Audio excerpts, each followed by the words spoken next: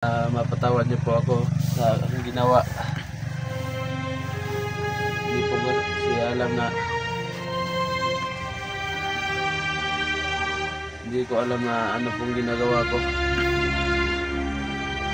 Si Commander na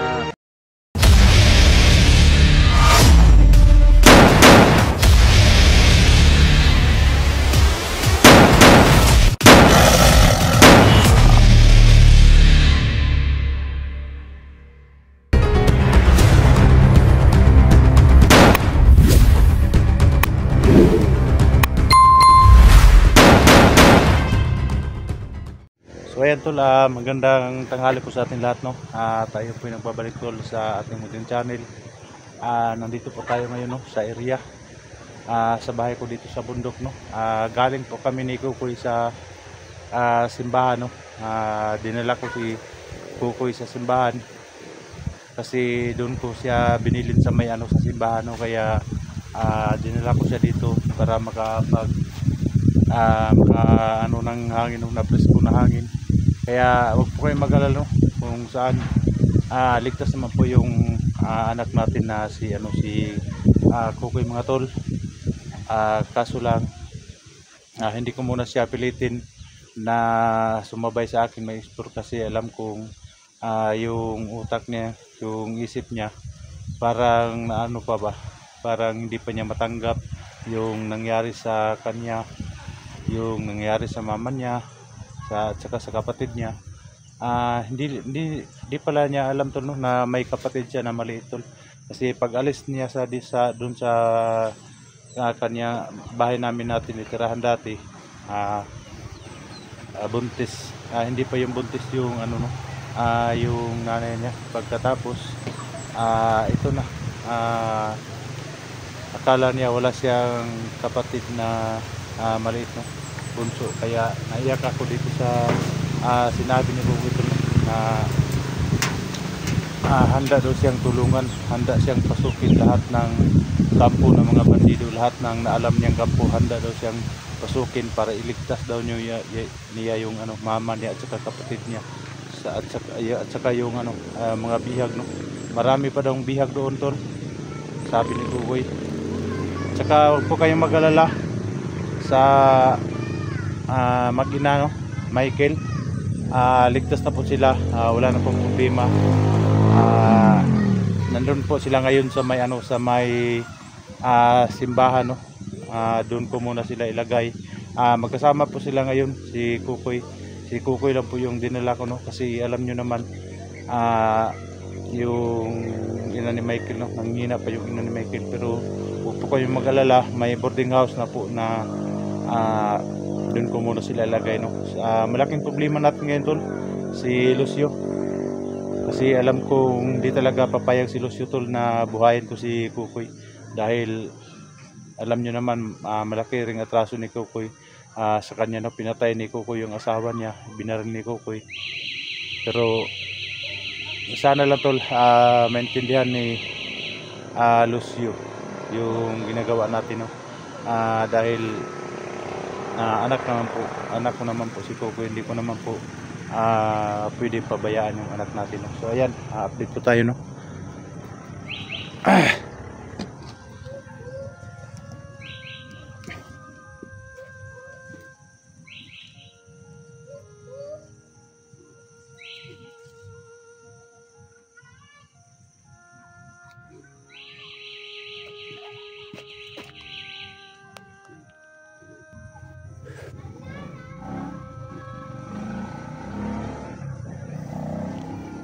Ayan tol, salamat din tayo tol, no, sa awa ng Panginoon natin tol, dahil nakarecover na po si Kukoy, no.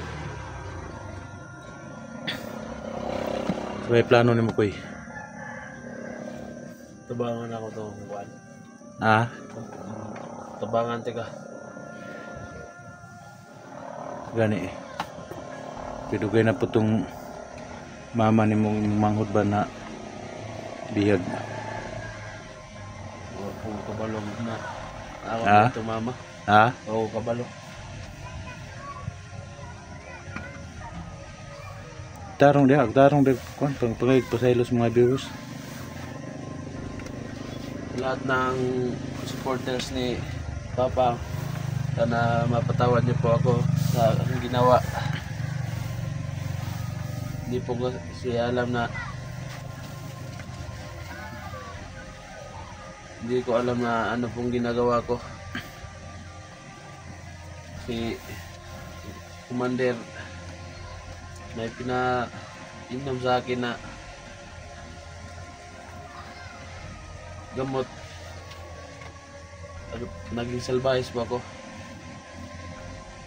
Sa lahat ng viewers dyan, pasensya na kayo. Sana mapatawad niyo po ako.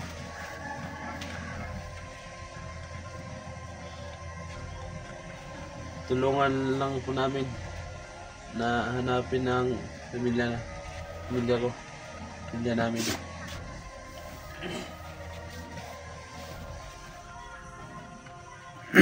Ayan tol, no? Nanghingi po siya ng nanghingi po si Kukoy ng tawad sa inyo, no? Sa lahat ng viewers dyan, sa lahat ng mga solid supporters ko dyan, mga subscriber ko dyan. Ito na po yung anak natin, no? Si Kukoy. Nanghingi na po sa atin ng sorry, no? Kaya hindi daw niya alam yung mga ginagawa niya na ano daw ginagawa niya sa kanyang mama at saka sa kanyang kapatid. Kaya sa lahat ng viewers dyan, no, sana mapatawad niyo na po si Kukoy sa lahat ng ginagawa niya sa mga taong inosente, lalo na po sa asawa ni Lucio. Uy, asawa daw si Lucio kay patin sa kuwagin mo, di gusto gid ni Lucio nga patyon ka. Sana mapatawad ni Lucio. Sana mapatawad ako ni Lucio kasi hindi po ko alam ang ginagawa ko.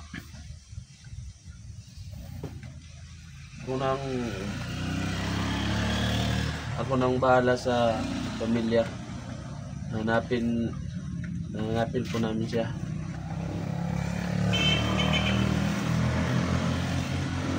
Hindi po alam ni Lucio na nandito ako eh. Sana mapatawad niyo pa ako.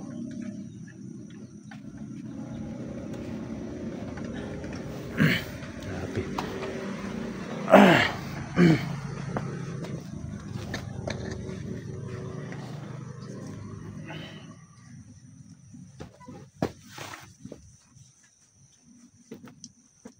Yan tol, no?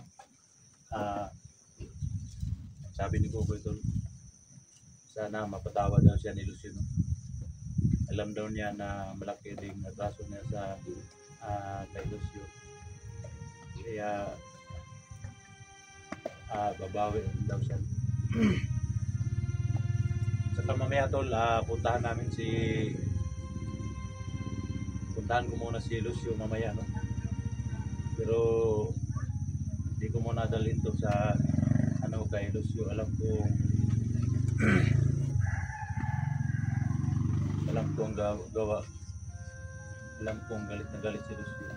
Kaya unti-unti kong pagsabihan si Lucio para mapatawad niya si Kukoy sa lahat ng nagawa ni Kukoy sa kay Lucio. Hindi ko naman po pwede pabayaan itong anak ko tol dahil anak ko to. Alam kong malaki rin ang utang na loob ko kay Lucio dahil liligtas ko kay Lucio yung buhay ko. Pasalamat din ako kay Lucio. Pero kung ano man yung mga desisyon ni Lucio tol, wala tayong magawa na. Dahil hindi ko naman po hawak si Lucio sa liig. Kung ano man yung mga desisyon niya, kailangan kong suportahan yung mga desisyon. Kaya tol, wag po kayo mag-alala sa kay Michael at saka sa ina ni Michael, no? Nandun po sila sa may ngayon sa may simbahan. Doon po muna sila nilagay, no? Sa may simbahan. Saka ito si Kukoy, doon ko muna sila ilagay doon sa may simbahan para safety po, no? Wala po mga bandido. Pero may mga bandido man tol, pero hindi nila alam yung location kung saan yung simbahan na yun. Kaya nagpapasalamat din ako sa mga lahat ng solid supporters ko dyan. Thank you so much po sa walang sawang suporta ninyo sa ating mga video. Tsaka bangan nyo tol yung live natin, no? Live natin ngayon, bangan po ninyo. Kasama ko po si Michael at saka si yung ina ni Michael. Live tayo mamaya tol, mga 6:30 siguro o 7:30. Yan tol, abangan nyo tol yung live natin mamaya. Kasi nakawa ko, no, yung magina. Sabi na iyak po ako sa sinabi ni Michael tol na 4 na taon siyang nagtiis.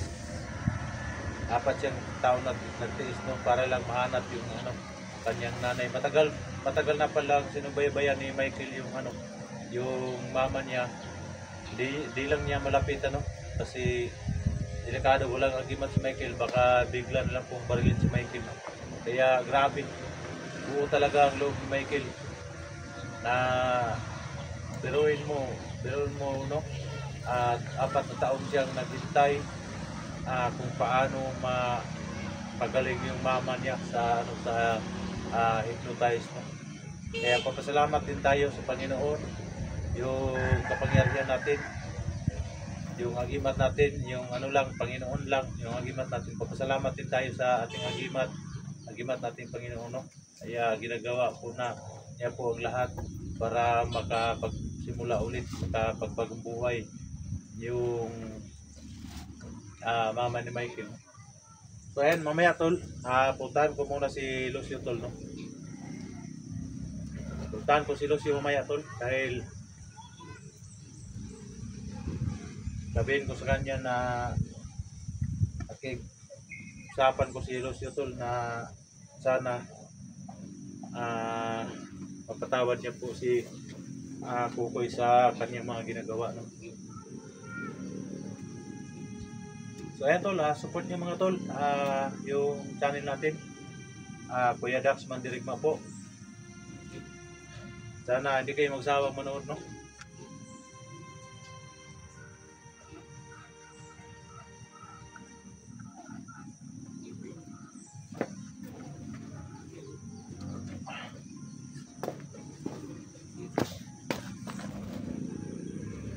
Kaya koy, sabta mga viewers koy kung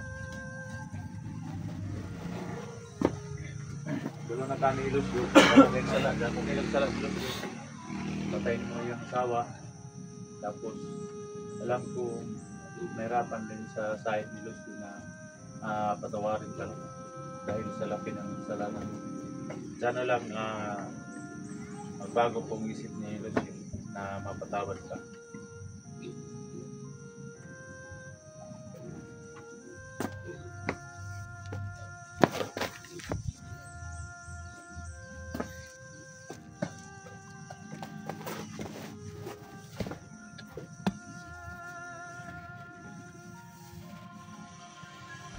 plano ni mo ailan sa siguro subidang bukid. Hindi sa akong sumida kay lain pa kayo akong paminaw. Lain pa kayo akong paminaw. Lain pa imong lawas. Sunod na akong sabay sa inyo. Tabangan na sunod na akong sabay. Tabangan na kay pangita nila mama. Ay problema na. Kung mga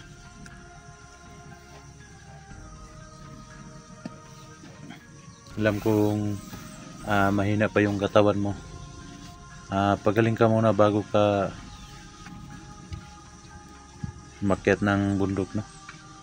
Kasi delikado yung umakyat ka ng bundok. Mahina yung katawan mo. Siyan tol, no? Hanggang dito lang po tayo tol.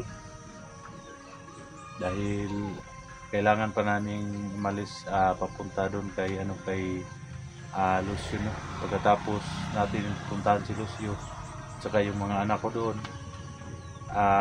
pupunta tayo doon sa may simbahan, no?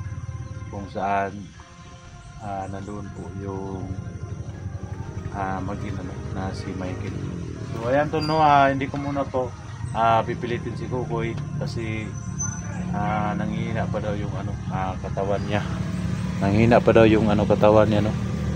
Kaya hindi ko muna siya isama doon sa bundok pagbalik ko.